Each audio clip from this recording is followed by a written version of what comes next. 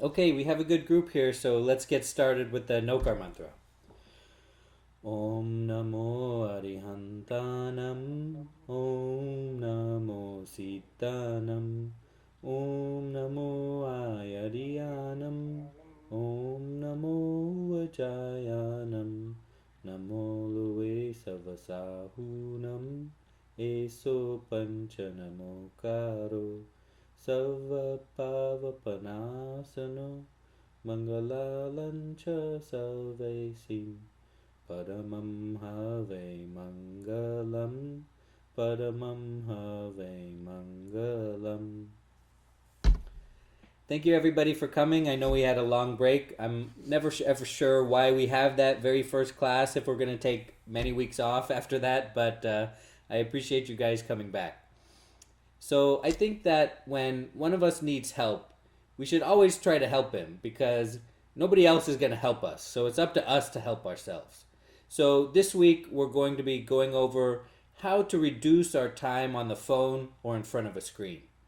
So before you tune out because you think this doesn't apply to you, remember that it's going to apply to your wife and it's going to apply to your children very soon, if not now. So I encourage you to keep listening for them, if not for you. So the first thing we're going to go do is go over why it's a problem, because many of us actually don't see that there's a problem there. The next thing we're going to do is we're going to understand how such type of reliance develops, because you can't address the problem if you don't understand the problem. We're going to talk about what goes on in your brain. Next, we're going to talk about how Jainism can help us, specifically in the context of our children. And then finally, we're going to go over more than 20 concrete things you can do right now to help yourself win this battle. So first we're going to talk about, well, why is this a problem? Why is an increase in screen time or time on the phone a problem? First, it increases loneliness and depression. While it may seem that you are interacting with people online, that interaction is not the same as an interaction in real life. First of all, there's a limited communication that happens.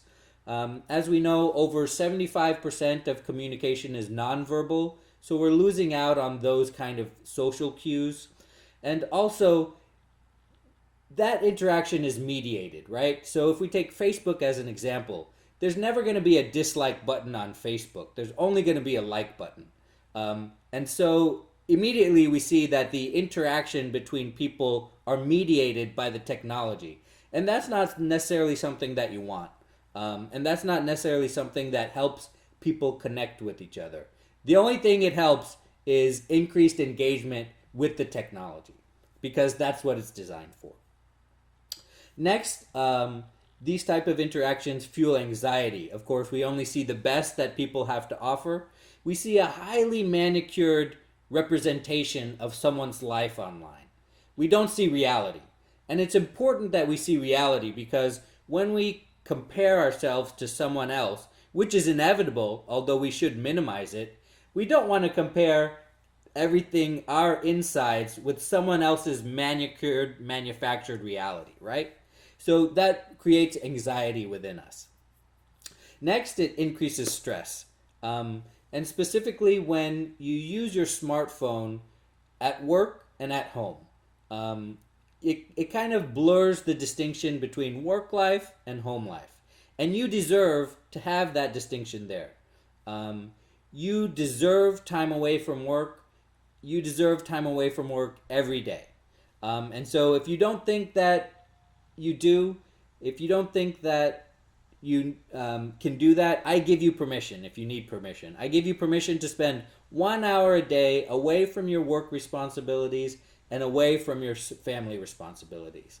And however you use that hour is up to you. But I encourage you to use it for exercise, meditation, prayer, and personal goals, all of which we discussed last time. Now, I know what you're thinking. You're thinking, Timur, you don't understand. These people give me money, right? Sometimes lots of money, so they can have my cell phone number, and not everybody gets that cell phone number. Are the people that paid for the house I live in, they paid for the car I drive, they pay to put food on my table. But trust me, I understand. What I'm going to tell you is that that's the wrong mindset. That's all true, but that's the wrong mindset. You earned that money, but you didn't earn that money by always being available. For example, being available at 7 p.m. on a weeknight. That's not how you earn that money. You earn that money by the work you do when you are available. And if you draw a more permanent distinction between work life and home life, the work you do when you are available is going to increase very much. Welcome to everyone who just joined. Today we're talking about Jainism and how to reduce our reliance on phones and screens. We're going over why this is a problem first, and then we'll go over strategies to address the problem. So we've talked about increasing loneliness and depression. We talked about fueling anxiety. We've talked about increasing stress because there's no work-life distinction anymore. Next, it exacerbates whatever attention, it kills the attention that you do have, and it exacerbates any attention deficit disorders that you may have had. When you have a constant stream of information coming, it can kind of overwhelm you, and it can make it impossible for you to focus on the things that you need to be focusing on. You know what? How I noticed this one is that when I send an email, if I have a goal in my mind to send an email, the first thing I see is my inbox, and I can't help but see those messages and think about those messages and perhaps even respond to those messages before I complete my goal of sending the email that I wanted to do. I wish there was some way I could open the program and go right to the sent box, or maybe even get a compose message window without going to the inbox first, right? So when you check something on your phone, let's say your phone dings and you got a text, well, there's about 2 or 3 other things you can check just like that on the way. Oh, you got a text, so you check that, but then you see another notification that you missed, so you check that one. And then you see something else that you missed there, and you check that one. So what was supposed to be a 15-second check of a text message turned into a 10-minute engagement with your phone. So you can see how this is a problem that multiplies, right? Next, excessive reliance on the phone is going to diminish your ability to concentrate or think deeply and creatively. If any of you have that goal, if you fancy yourself a creative person, it takes a lot. It takes a lot to get into that mindset, to get into that flow state, to get into that, space of creativity. It takes a lot to access that portion of your brain. And these distractions are going to make it that much harder to access that portion of your brain. Next, it disturbs your sleep. Anything that disturbs your sleep has a very serious impact on your health. Every study that's ever been done that I've seen only reinforces the importance of sleep. I've never seen any study where they say, oh, you know what, actually sleep is less important than we've thought because of these and these and these reasons. No, it's always, we didn't know how beneficial sleep was. It's actually more beneficial than we've ever thought. And finally, it encourages self-absorption and narcissism, which I think is self-explanatory. So, does anybody want to push back at me? Does anybody think that this is not a problem? Or does everybody agree that this is actually a problem that needs addressing?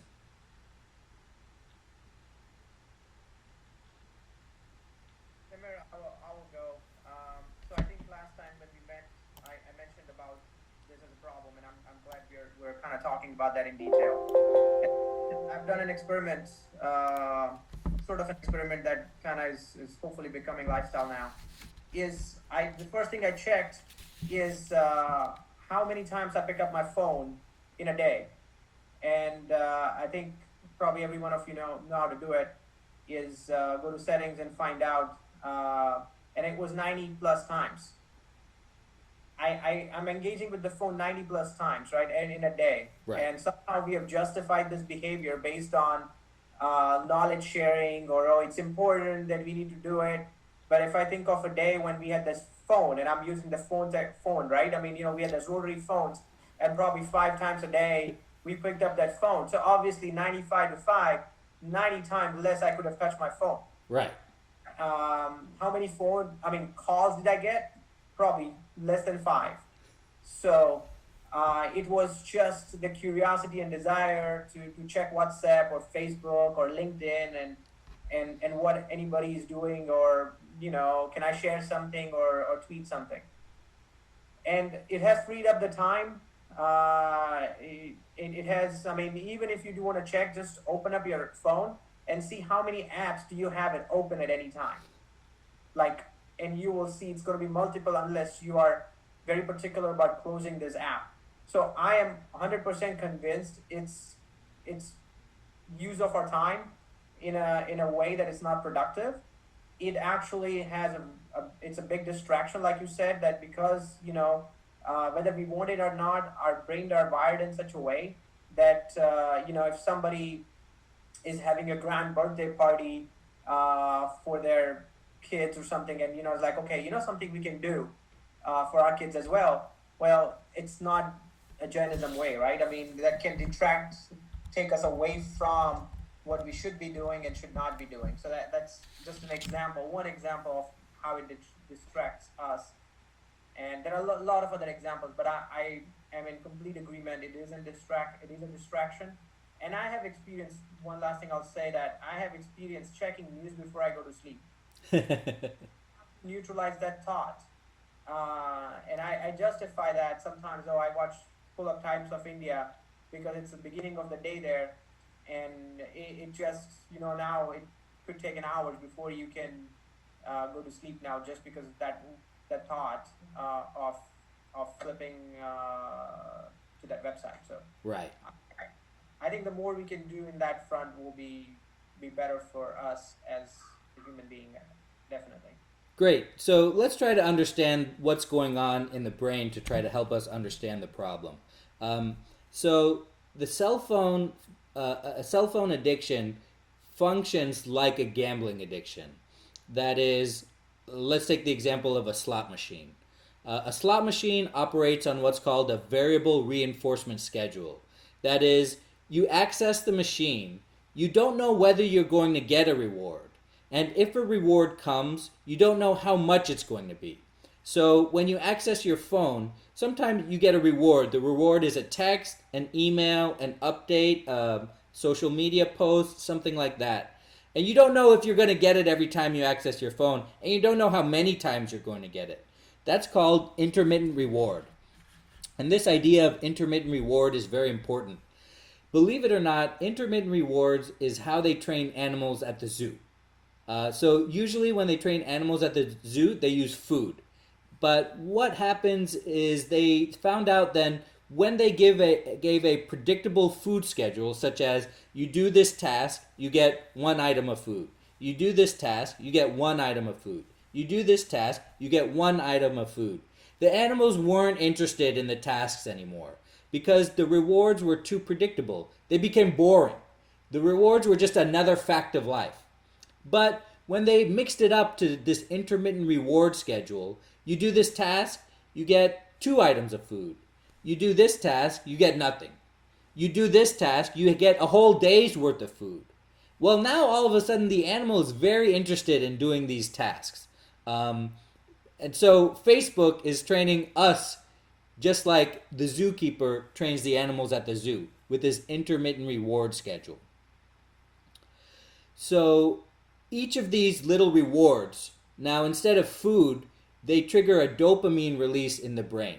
So the 4 major pleasure chemicals of the brain are dopamine, serotonin, oxytocin, and norepinephrine.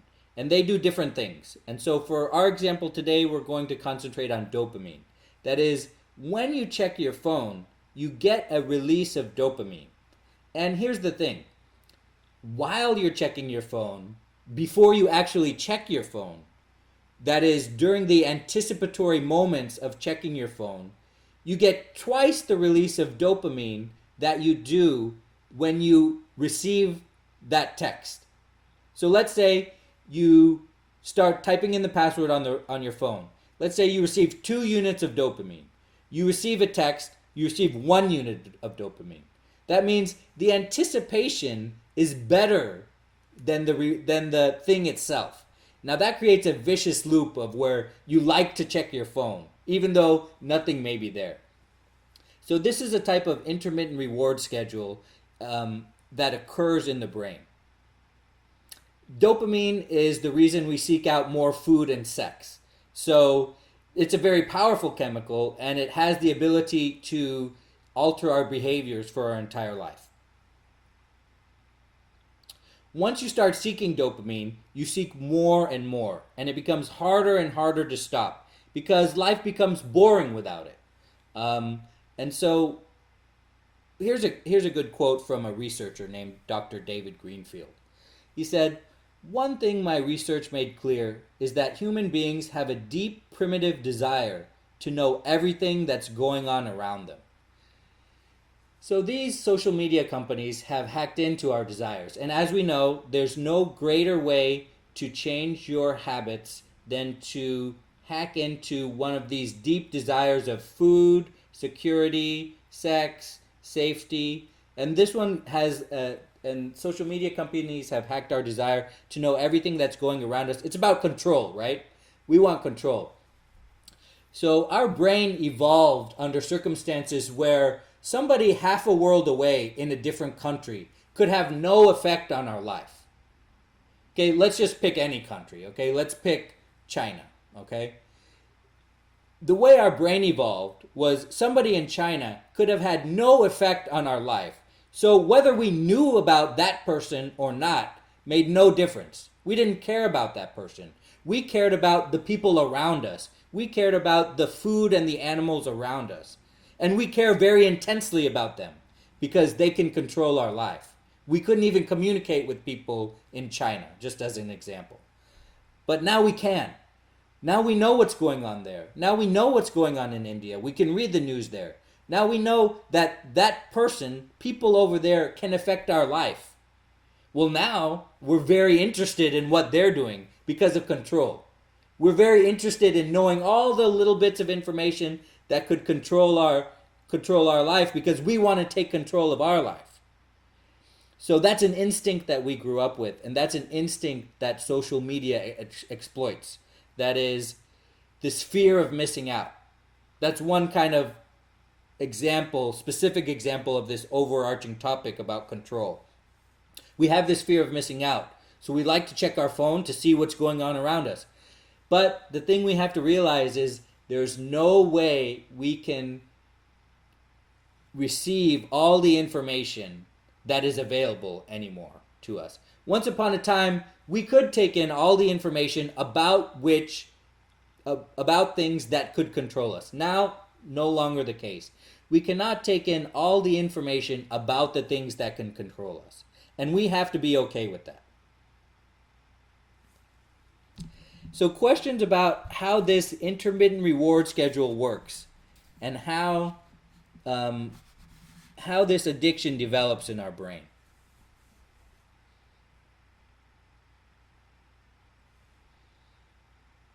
Okay, so I'm lucky enough I'm old enough to know that social media, not being on social media, has not hindered my life too much. But the problem is, if my children are off of social media, let's say I just ban the use altogether, in some real sense, they don't exist. And that's not with me, but that's with my children. Because if they opt out, their peer network uses social media as their Rolodex. Because it's very easy to create a Facebook invite, right? And then I'm going to say, who do I want to invite to my party? Well, my social media is my Rolodex. Let me go on Facebook. I'll invite everybody. Nobody remembers to invite the weird kid that's not on social media, right? That's the power of this opt-in process. And so if they want to be part of that thing, well, they have to be on there. And if they're not on there, they don't exist in a real sense that doesn't apply to me. The problem is, of course, by participating, we're pitting our children against companies that devote billions of dollars into exploiting their insecurities to increase their engagement on social media, to use them to sell advertising, and to sell their data to other companies that also want to exploit them. They have no chance. They have zero chance. This is not a David and Goliath situation. This is an elephant stomping on a blade of grass situation. If I'm putting a 13-year-old against these billion-dollar companies, the government's not going to help us. The regulators have been bought off and captured. The politicians are not going to help us. They've been bought off and captured. The only people that can help us, help our children, is their parents. And one of the ways we can help them is by using a forgotten precept of Jainism called Anartha Danda Parimana Vrata. What is that? That is a vow you take to avoid purposeless activities.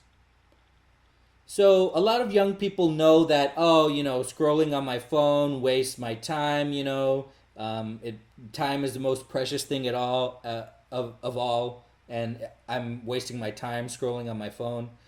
But we can reinforce to them that, scrolling on your phone is a sin because it is a purposeless activity. You could use that time so much better because, as we've discussed before, life is a brief opportunity for Nirdra, right? You have to realize how precious this time as a human is. And if you viewed yourself as a soul, you would realize that wasting time on your phone is wasting time that you won't get later because you won't be in a human form to perform Nirdra. That is, doing purposeless activities is a sin. And that's one way we can try to stress how important it is because we've already discussed that they have to be on there. So we can only give them weapons to try to fight this battle on their own. And those weapons will help safeguard their attention. We want to tell our children to be conscious of the situations and that make you want to reach for your phone. And the best example here is catching yourself if you're trying to eat better and you catch yourself opening the fridge and closing it, right? Look, you look in there and you close it. It's not even lunchtime. I don't know why I looked in the fridge. I don't know why I went in the pantry and opened it and closed it. If you catch yourself and say, what series of mental processes led me to open the fridge and close it? What was I going through? Was it loneliness? Was it boredom? Was it I have 5 minutes in between these things that I have scheduled and I just went to the fridge to see what was in there? If you catch yourself, you can kind of eliminate those things that lead to the consequence of picking up your phone. Another thing we can tell our kids is to be strong when your phone beeps or rings. That is, if it beeps and it's on the table over there, let it beep. Let it be over there. And notice what feelings you get. Notice the urge to check it come up within you. And notice that it goes away. And it's going to be like a muscle, just like meditation takes practice. This is going to take practice. That is, you let your phone be your phone and you let it be over there. It's doing fine over there. It'll take care of itself. You don't have to be on the leash of your phone. One thing we can do with our children is, of course, lead by example. If our phone beeps, we let it beep. It's over there. We're engaging with our children. So questions about that. We have a lot of time left. I wanted to save the majority of our time to go through concrete actions we can take now, specific things we can take now. So questions about any of the previous before we get into the really specific ideas that we can do now to help combat this problem. I'm not sure. You may have already done this one, but you may have already watched. There is a Netflix program called Social Dilemma.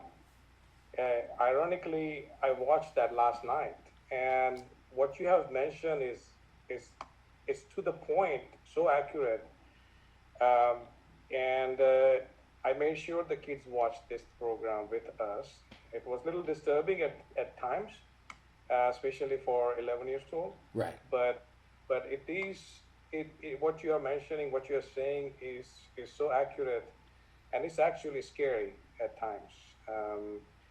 The social media, including and everything that we touch nowadays has created this monster among us that has that will have some serious impact on the society if something is not done and not done correctly. That's how personally I feel that. And this AI and the machine learnings and everything is against us. Uh, I mean, we will still have a way to think through these things, but for kids, it's going to be very, very hard, like you said. So I agree with everything what you mentioned on this one, and there are a few recommendations in that program too. Hopefully, we'll go through those things, um, and I'm eager to learn more about that thing. But yes, I think I would highly recommend. I will send that link out after this call, after our conference. That I would recommend every single person who is listening in on that group, because that applies straight to us. Every single person who has a phone, it applies to us. And what a better way to do it than Jainism? That is perfectly put in place. So I appreciate you picking up this topic today. I think it's beautiful that you watched it with your kids because so many times, like if we had watched it ourselves as parents and we go to the kid with that information, they just tune it out because of where it came from, right?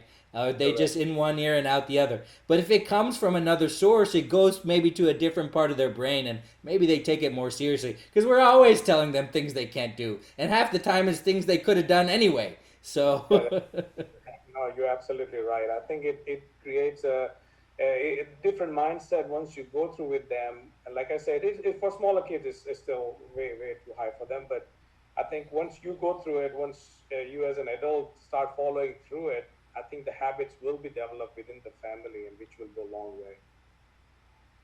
right.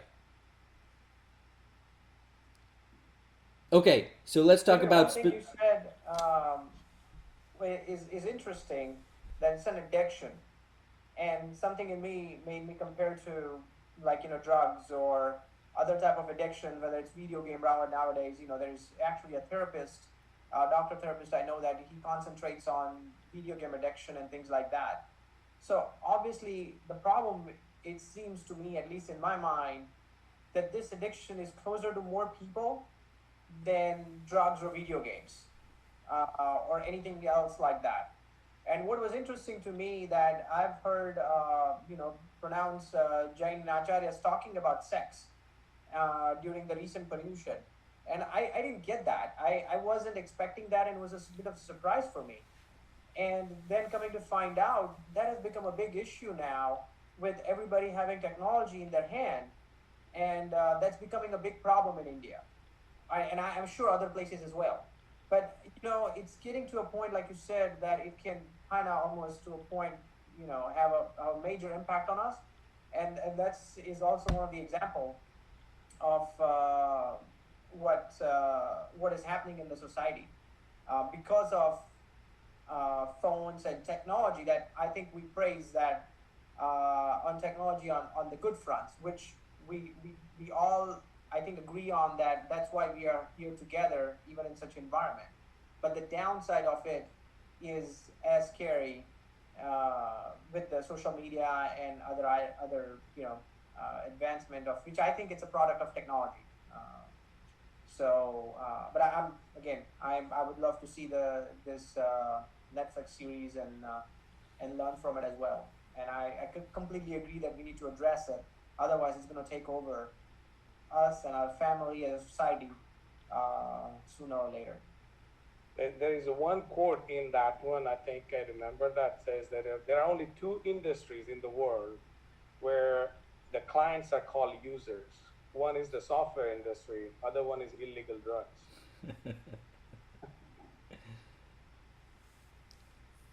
Okay, so let's talk about concrete things we can do, specific things we can do.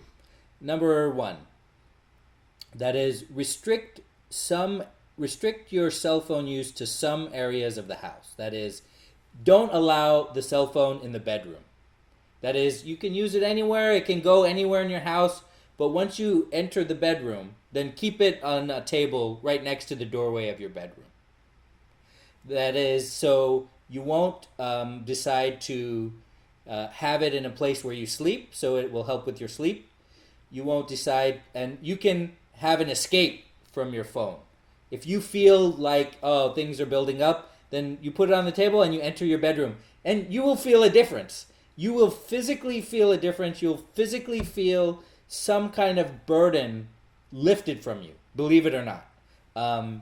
And have you ever, and it works too. It may seem like it doesn't work, but it works too. Have you ever been doing something and you went into a room and you said, wait, why did I come into this room? I don't know. I have no idea. I was thinking of something, and then I came into this room because I wanted to come in, and now I don't know what it is. Well, you know why that is because of the doorway of the room. That is, the doorway of the room physically separates, it's open, the door's open, but it physically separates one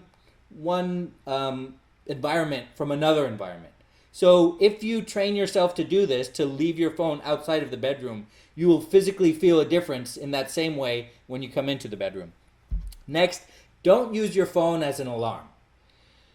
Remember how we always say there's a right answer to when you pray, and that you pray in the morning and you say it out loud because you want to start your day with a certain mindset. If you pray in the evening, it doesn't do anything for your day, and the prayer doesn't do anything then. You pray in the morning because you want to start your day with a certain mindset. Now, if the first thing you do is engage with your phone to turn off your alarm, you're starting your day with a certain mindset that says, this is the most important thing. And not only that, a lot of times we turn on our alarm and we go right to the news, or we go right to what's been going on since we started. You don't have to use your phone as an alarm. It's a $600 piece of equipment. You can still buy a $10 alarm clock to keep by your bed. Okay, so don't use your phone as an alarm because that sets the tone of your day. How about you start by praying in the morning instead of engaging with your phone? Next, turn off as many notifications as possible. I know it's tough, and they make it tough on purpose to try to figure out these notification settings. It's hard on purpose because they don't want you to turn off notifications. So here's a couple of tricks. First, try turning off all your notifications, and then see which ones you quote unquote need for your work or for something, and just turn those on rather than deciding which ones to turn off. Turn off all of them and decide which ones to turn on. Okay?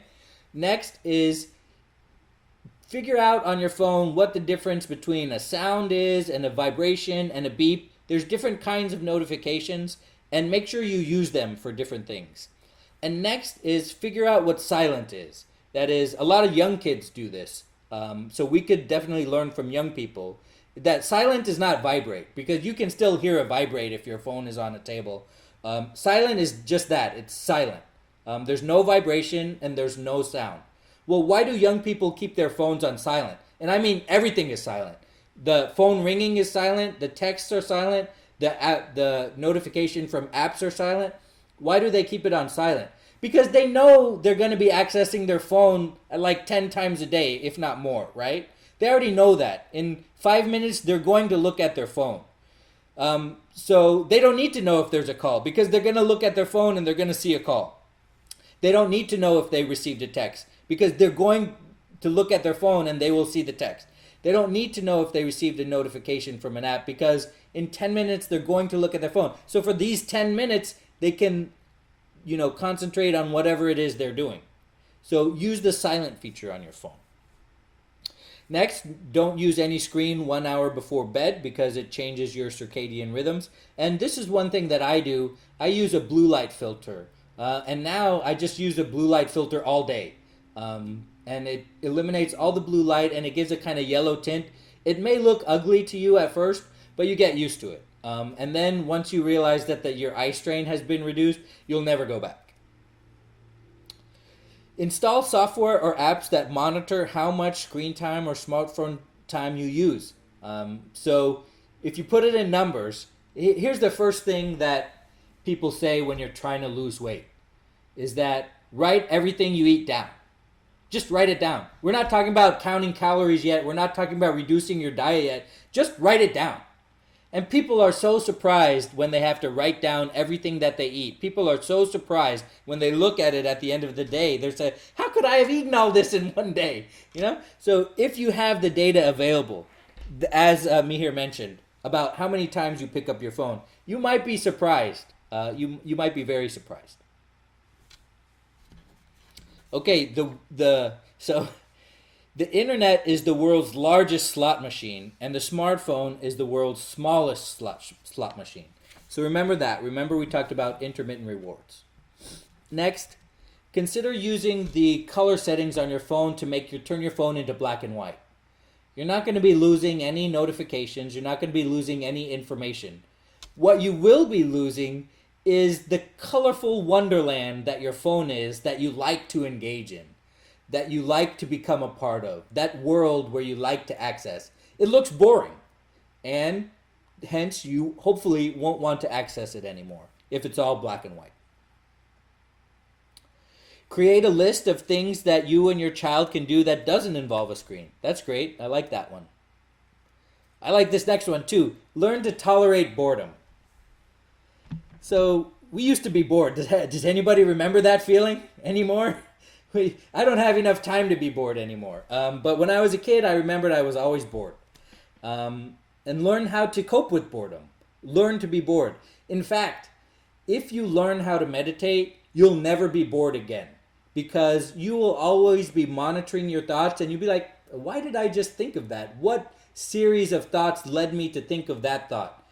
If you learn to meditate, you'll never be bored. But for our kids, tell them that they have to learn how to be bored. That is, learn how to cope when you're bored and don't immediately reach for your phone. And this is the deal, right? This is the real life. It's like, oh, I have 5 minutes in between this thing, or I'm standing in line at the grocery store. How are you going to tell me that looking at my phone is a sin? I'm just killing time until I get into the front of the line. Well, you could use, what I want from you are examples of how could I use that 5 minutes here or that 2 minutes there. Let's be specific, okay? Let's say we're waiting in line for something. We have nothing to do. We're bored. Okay, let's use this example. We're waiting for our food to take out from a restaurant. We're just waiting. We can't leave. We can't go up and bother them. There's nobody around to talk to. I want to pull out my phone for 5 minutes. It'll help me pass the time until they call my name and say my food is ready. What am I supposed to do? I want one of you to tell me.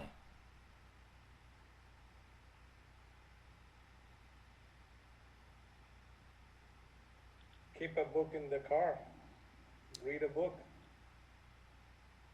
Our kids are going to push back. A book can't fit in your pocket. A book can't do that. And I can read the book on the phone. That's the whole reason I have the Kindle app on my phone. I reject your answer. I'm so sorry. I thought you were talking about waiting in the car while waiting for the food to come in. Oh, okay. So, okay, it doesn't matter. Waiting in the car. But the problem is the book's on my phone. Books are in your phone, okay. Focus on your thoughts. Right. Focus on your thoughts. What will that get me? This goes back to your meditation.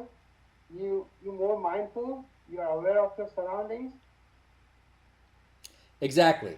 It doesn't take that much to concentrate on your breathing and focus on your thoughts. And to focus on how you got to those thoughts.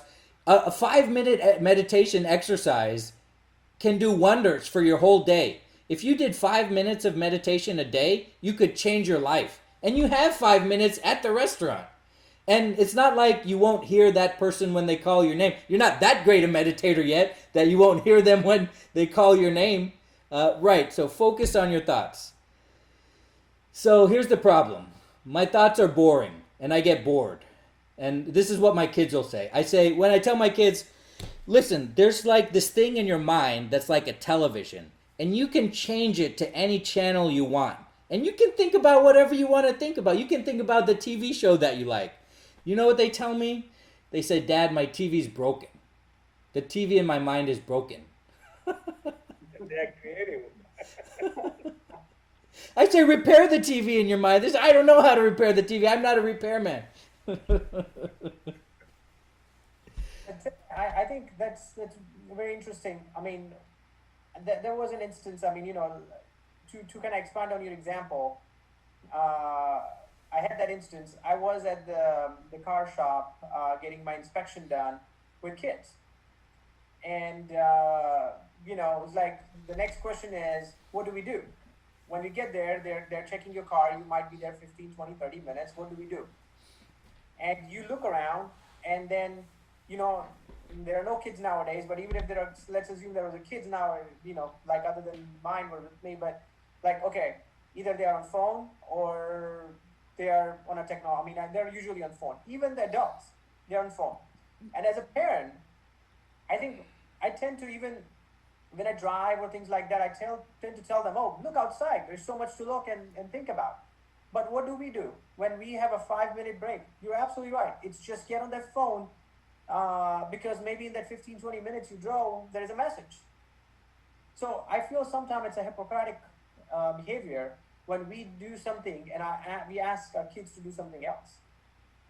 That happens more often, and that's partially because in our mind we justify that because we're an adult, we are allowed to look at our phone more often, whereas since they're kids, they have to look outside the window. And sometimes I catch myself, but still that pressure is so much. Maybe that's dopamine that I'm wanting, with the urge to look at it, but it's a challenge.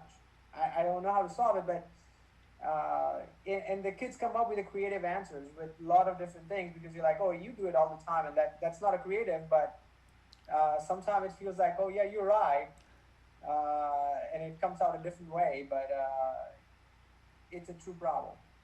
And has anyone ever had this experience where your kid tells you to get off your own phone? Of course. Of course. Yes. Yes, all of us in the same boat. Every day I've been told that. So it's interesting that looking back, my kids goes to a certain school for the dance, and twice a year they have a program that they perform in the Wortham Theater, and they go for rehearsal. And this is rehearsal is 6.5 hours long that they have to sit there.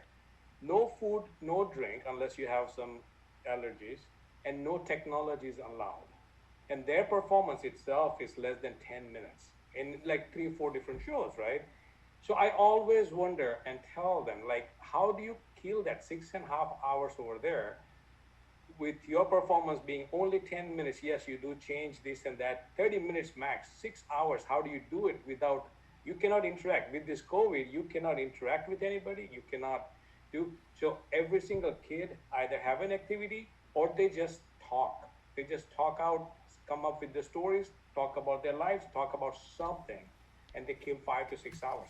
But the key on this one is they're mentally ready to do this ahead of the time, not on the spot, but ahead of the time. So I think more importantly is we need to be constantly be reminding them that that's going to happen. You're going to go to the mechanic shop and it's going to be an hour long. You can think through it ahead of the time, and if they're mentally ready, they would be able to do it. And so do we. We need to do the same thing ahead of the time. Get ourselves ready before you go there and say, this is what I will do or I will not do. That might help. I Hey, think this you're is absolutely right about right. Go ahead, Chintan. okay. Just real quick, sharing my experience. I personally feel sometimes, obviously, I won't lie that I get in this caught in the same boat where kids do tell me, and 3 out of 5 times I say you're right, and I stop whatever I'm doing.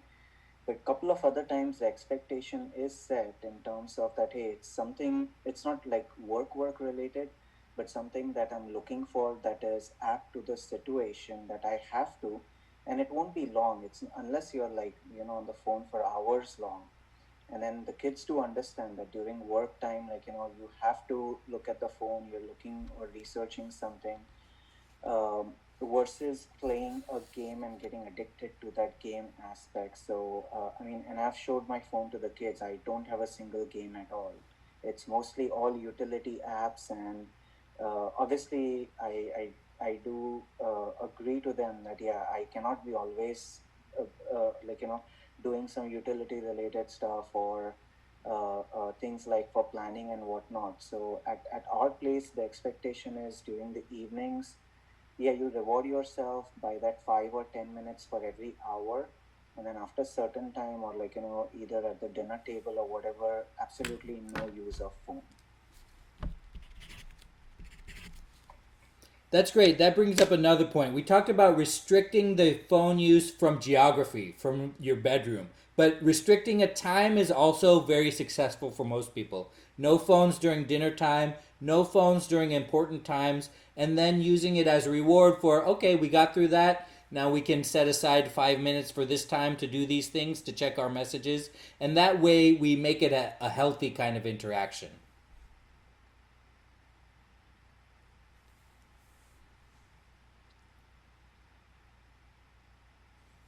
I think one thing is we need to do, as you suggested, Timur, is to plan. And I think, like, sorry, Bhavin Bhai said earlier, that we need to plan things. And, going back to my mechanic shop example, I mean, there was so much to learn and observe, as they have a glass window and you can see through how they lift the car and why they have a basement. And we had a great conversation afterwards. But what I had to do was remove that urge of looking at my phone and check my things. And then after you get into it, it's a beautiful experience. But that is where we are kind of prisoner or hosts of that of this phone and technology and social media. That we need to break those barrier, and I think it's hard to do. And I think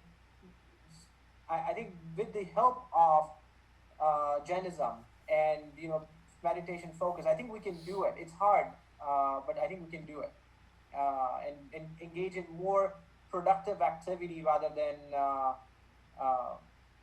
the unproductive activity that we do by engaging with social media and phone more. And that brings up an interesting point. You were at the car shop and you interacted with the workers there. I don't think that many people would do that. I think they would feel like, oh, it's not my business, or I don't want to, or I'm scared a little bit, or to do that interaction. And let's say there was other kids there. What are the chances that the kids would have started playing with each other? If it was a different time, it would be 100%. Like, I'm bored, you're bored, what's your name, blah, blah, blah, blah, blah. Let's play together. Obviously, it's different in COVID. I was at the passport office just the other day. We met a family there, and we got to talking because it was like 2 hours delayed. I had an 11:30 appointment. We didn't get out of there until 2. And the kids were talking, they were playing with each other and they were doing that. So what are the chances is that there has been some degradation in our ability to do that in real life with other people. You kind of, it's not like an introvert extrovert thing either. It's like what are the mechanics of introducing yourself to somebody, of finding common ground, of finding a similar topic to talk about that's not like religion or politics or something. At the car shop, it's natural that you would talk about cars. At other places, it's natural you talk about other things. That's a skill that we have that we can teach our children. And that's something explicit. It's not something, oh, you'll learn it as you grow up. No, here's how you do it. You introduce yourself to another kid. You say, hi, I'm blah, blah, blah. What's your name? Or, hey, I'm doing this. Do you want to play? Or, hey, let's play together. That is something that's a skill you can learn. And it's a skill you can practice. And that's something that maybe people don't teach each other. Or maybe they thought they would get it by osmosis or doing something like that. But it's clear that that's not happening. It's clear that you need to teach your children, say, well, how to navigate these social activities, not only navigate it, but how to initiate them and how to follow through with them and how to conclude them. We've all been to a party where, like, I don't know how to get out of this conversation, like, I'm stuck in this conversation. I need to get out of here and talk to somebody else. We don't know how to do it. It's a social skill that you acquire. And so by teaching them that there's a certain way you do it, they'll be more confident in that, and maybe they won't be part of that group that is just sitting around and looking at their phones all the time. Another specific thing we can do is, just like if you were trying to limit your diet, you'd limit your phone diet by setting up certain times of the day that you can do it.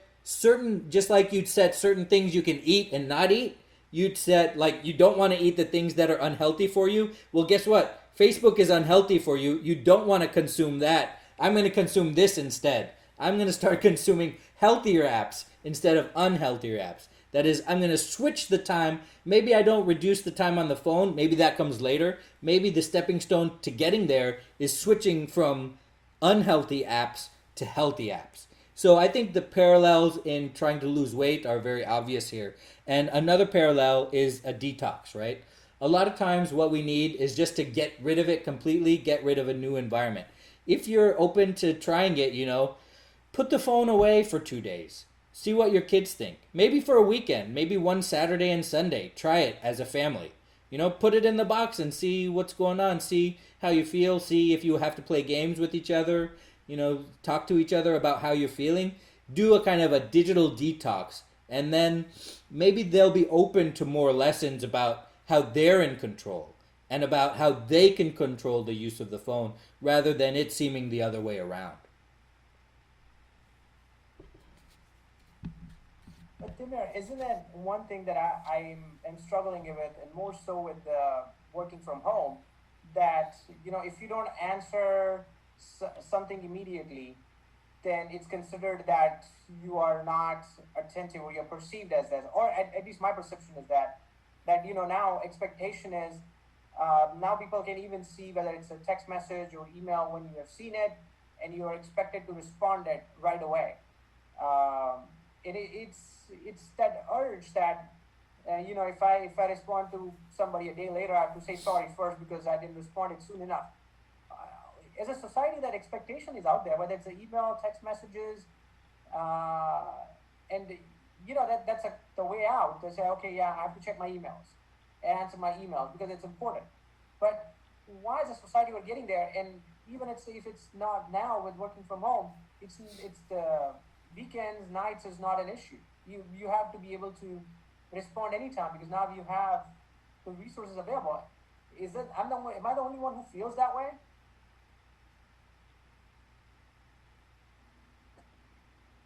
Mihir, I can tell you that I used to be like that once upon a time. Definitely my job roles switched, that helped quite a bit. But I also learned to say no, and besides saying no, I also learned not to set expectations to answer immediately. And during meetings or with project teams that I work with, the expectation is if it's urgent, you'll call me twice, or you'll text message me, otherwise it's emails. And if it's emails, you write urgent. And if you set an expectation that you're answering after an hour, after a couple of hours, it takes time to build on that for others to understand that, but it automatically sets that expectation. And personally, as long as you're delivering, you being myself or oneself is delivering, working, everyone acknowledges it, I think it's easier to get out of that problem. There are a couple things going on, and I want to try to delineate these differences. One, it's different when you're at working hours and when you're at home hours. So let's talk about home hours. I think it's okay to push home hours to the next day. And unless you're a doctor, I don't think that if somebody emails you or texts you at 7 and you get back at 8 the next day, I don't think it's a problem. So I think that that's fine. Now let's talk about working hours. Okay, I think that what Chintan said was amazing is that he has set up boundaries. And it's important to do that. I think it's very important to set up boundaries as far as returning messages. Also, in addition to boundaries, I think it's important to see, well, the difference between checking and responding. And it's going to be different for everybody depending on your workflow, right? Well, I can see an email come in and I'll make a note for later and I'll continue what I'm doing versus me having to respond right away. So those are two different things that we're going to have to navigate. And also, I think it's more of an issue. You say that there's that expectation there. There's that expectation there because you have that expectation from other people. So you expect other people have that expectation from you. My guess is that unless it has been clearly communicated to you that I expect you to respond within an hour to my messages from your direct boss, that expectation is more something that you have of yourself or you maybe wrongly think that other people have of you. I think that first we need to stop apologizing. If you get back to a text within the next day, don't say, "Oh, sorry, I was doing this. Here's your answer." Just give the answer. First, stop apologizing because there's nothing wrong with it. Second is to create that, as Chintan mentioned, create that expectation of, hey, you got one business day for all kind of responses. Depending on your industry, that's usually good enough. Okay, is that one business day you'll get the response, unless it's something that you're working on intimately with somebody else and you're collaborating with, and you go back and forth multiple times during the day. That's going to be different for everybody. And so, how do we break free of that expectation? Is to think about the importance of the thing. One thing we can do is to think about the big picture, right? I want you to note each time you have that, just like we talked about writing everything you eat down. Well, write everything all the expectations you had. Like, did I really have to get to this right away? What would have happened if I did this? And as you look at the bigger picture, I think you'll start to see that it is not as urgent as you think it is. I don't know your specific situation or the specific situation of everybody here. And in some cases, yes, there are. And that's why I can't give you a blanket answer, right? That's why I'm just giving you ideas to think about it differently. I suspect that the way it will go is that I probably don't need to respond to everything at a certain time. So what I can do is use this 1 hour, 1 hour and a half to concentrate on what I'm doing, and then use 15 minutes at the end to reply to everything that came in. And then make that be your loop. Do that 3 times a day, and that's your working day. So I think that's one way to get over that. Thank you, Tim, and thank you, Chintan. I think that's really helpful, and I'm going to try to. That's my next attempt. I'm going to try to implement it. I know that was like a really convoluted answer, but it's a different answer for everybody, and so I wanted to try to give actionable advice. Does anybody else have something more succinct they can use to respond to that? That is, how do we deal with that expectation of being available at work? And how do we set up those boundaries?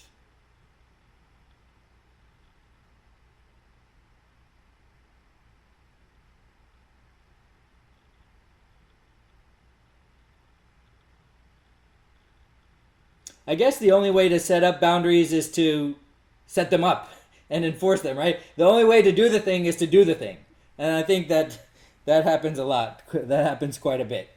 So thank you everybody for your time today. I really appreciate your attention to this important topic. And I think that whenever one of us needs help, we should always try to help each other because nobody else is going to help us. Thanks everybody for coming today. Hey, Timmy, real quick. Yeah. I just wanted to share with everyone, for our family, everyone is online, even kids are studying online. What helps us is in breaks, like, if we splash water on the eyes, and it helps to refresh, and it also helps with that, the stress and the strain in the eyes. So I just wanted to share that. My kids have been trying it, and they have thanked me and my wife that to bring it up and say that, okay, do this. So it'll definitely help with being online. I like that, splashing water on the eyes. Has anybody ever, when they felt sleepy, pulled their ears 5 times? Oh, that's interesting. Haven't. Yeah, you pull them really hard. And it helps you pay attention. It helps you eliminate your drowsiness. That is good to know. Thank you for Chintan sharing that one. We'll definitely try that, and I'll share with kids. Timur, you mentioned about blue light protector. Can you tell me what it is or what product? Is it for everything? Like, does it come for computer screens and phones and everything? That's right. So on Windows, it's called Nightlight. There's also separate programs you can use called f.lux, so flux with the period between the 2 first letters. And what it will do, it will eliminate the blue light from your screen, and you can also use it on your phone. I have an Android, and it's called Blue Light Filter on Android. And you can set the amount of blue light you want to come in through, and it will reduce the eye strain on your eyes, and it will you'll start to see everything in kind of a yellow tint, but you get used to that within a couple minutes. Also, it's like a software. You don't need any hardware like to put it in front of your screen or anything like that. Right. It used to be like old like blue blocker sunglasses. You don't need any of that anymore. You don't need to put anything on your phone. It's all software. It changes the color output of your screen.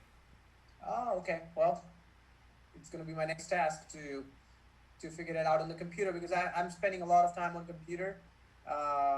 So that's why it is.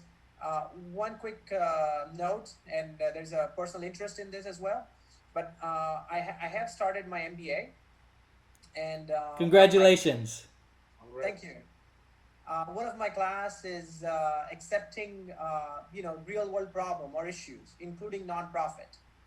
So I have reached out to Jayesh, and obviously I'm working with company, but there's always NDA agreement and things like that. But if anybody has a problem, and if we have a problem that we want to solve or come up with, where a couple of MBAs can work on it and provide some solution or some guidance, let me know. And I am hoping that we'll find something from JSH that we can work on it together, as a team. But if you have some ideas, something where you need help with, or something that you run into it, if you have time,